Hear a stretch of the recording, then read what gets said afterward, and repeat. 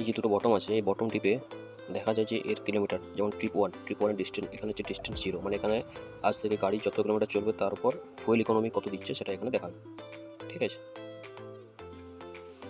তো আবার এটা যদি ব্যাক করি, দুবার টিপলে এটা ব্যাকে চলে আসবে। ঠিক আছে, নিউট্রাল 12,000 কিলোমিটারে টিপারে 1183 ঘন্টা চলেছে। ঠিক আছে,